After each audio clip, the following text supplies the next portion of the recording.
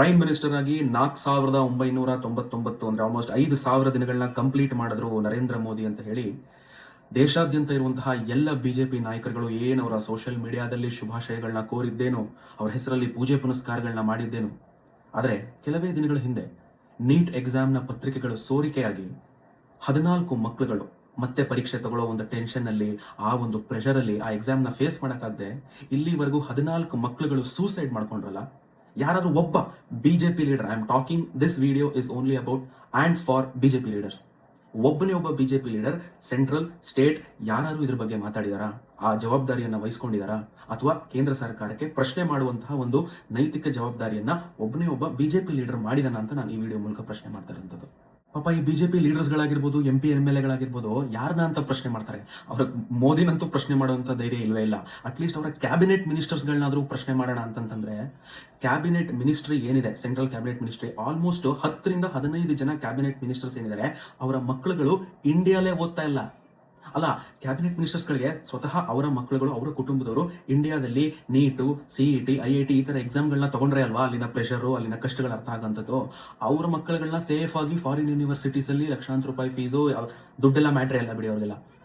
ಆ ಒಂದು ಅಟ್ಮಾಸ್ಫಿಯರ್ ಅಲ್ಲಿ ಫಾರಿನ್ ಯೂನಿವರ್ಸಿಟೀಸ್ ಅಲ್ಲಿ ಓದಿಸ್ಬೇಕಾದ್ರೆ ಅವ್ರಿಗೆ ಏನ್ ಅರ್ಥ ಆಗುತ್ತೆ? Piyush Goyal, commerce and industries ministers, ಇವರ ಇಬ್ರು ಮಕ್ಕಳುಗಳು ಓದಿರುವಂತದ್ದು ಅಮೆರಿಕದಲ್ಲಿ. S Jaishankar, foreign affairs minister, ಇವರ ಮಗ ಓದಿರುವಂತದ್ದು ಅಮೆರಿಕದಲ್ಲಿ. ಶಿವರಾಜ್ ಸಿಂಗ್ ಚೌಹಾನ್, ಅಗ್ರಿಕಲ್ಚರಲ್ ಮಿನಿಸ್ಟರ್, ಇವರ ಮಕ್ಕಳು ಓದಿರುವಂತದ್ದು ಅಮೆರಿಕದಲ್ಲಿ. ಸ್ಮೃತಿ ಇರಾನಿ ಅವರ ದತ್ತು ಪುತ್ರಿ ಓದ್ತಾ ಇರುವಂತದ್ದು ಅಮೆರಿಕದಲ್ಲಿ. Jyothiraj Scindia, civil aviation minister, ಇವರ ಮಗ ಓದ್ತಾ ಇರುವಂತದ್ದು ಯೇಲ್ ಯೂನಿವರ್ಸಿಟಿ ಅಮೆರಿಕದಲ್ಲಿ. ಇದಿಷ್ಟು ಅಮೆರಿಕ ಆಯ್ತು.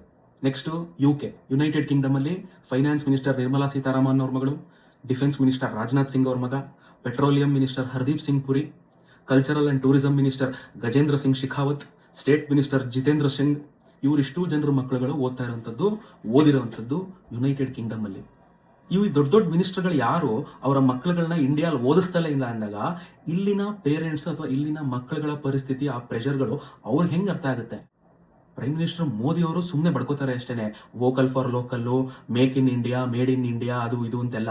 ಅದನ್ನ ಇಂಪ್ಲಿಮೆಂಟ್ ಮಾಡಬೇಕು ಅಂದ್ರೆ ಎಜುಕೇಶನ್ ನೀವು ಭಾರತದಲ್ಲಿ ತಗೊಳ್ಳಿಲ್ಲ ಈ ಮಿನಿಸ್ಟರ್ಗಳ ಮಕ್ಕಳುಗಳು ಅಂದ್ರೆ ನೆಕ್ಸ್ಟ್ ಅವ್ರು ಏನ್ ಕೊಡುಗೆ ಕೊಡ್ತಾರೆ ಇಂಡಿಯಾಗೆ?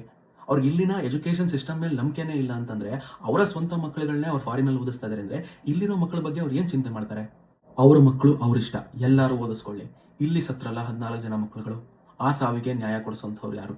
ಆ ತಂದೆ ತಾಯಿಗಳಿಗೆ ಸಾಂತ್ವನ ಬಿಟ್ಟಾಕಿ ಏನು ಆ ಜೀವವಂತೂ ವಾಪಸ್ ತಂದು ಕೊಡಕ್ಕಾಗಲ್ಲ. ಆ ಸಾವಿಗೆ ನ್ಯಾಯ ಕೊಡಿಸೋದ್ರಲ್ಲಾದ್ರೂ ಕೇಂದ್ರ ಸರ್ಕಾರ ಎಲ್ಲಿವರೆಗೆ ತಲುಪಿದೆ? CBI ಎನ್ಕ್ವೈರಿ ಮಾಡ್ತಾ ಇದೆ. ಅರೆಸ್ಟ್ ಮಾಡಿರೋದು ಯಾರನ್ನ?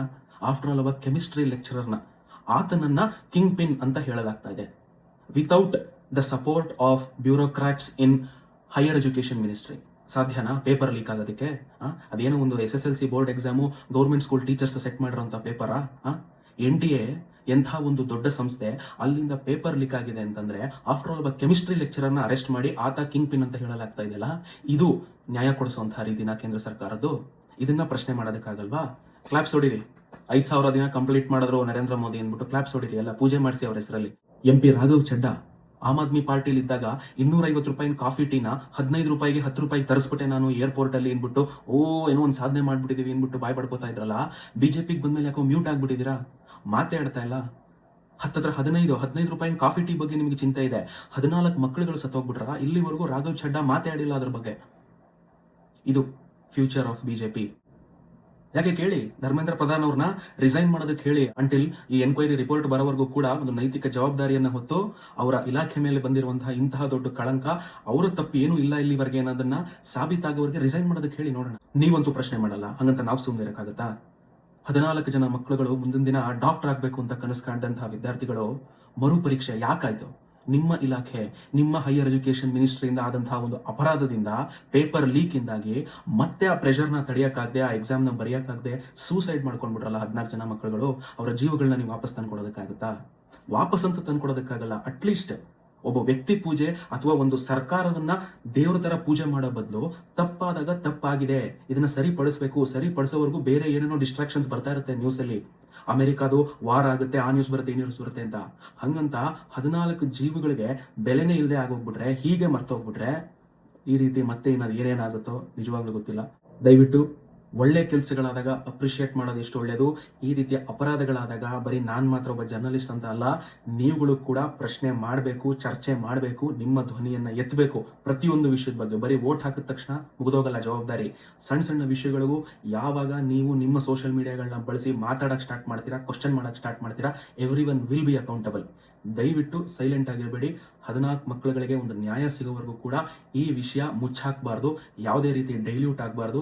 ಇದ್ರ ಹಿಂದೆ ಇದ್ದಂತಹ ವ್ಯಕ್ತಿಗಳಿಗೆ ತಕ್ಕ ಶಾಸ್ತಿ ಆಗಲೇಬೇಕು ಅನ್ನೋಂಥದ್ದು ನನ್ನ ಮನವಿ ಕೂಡ.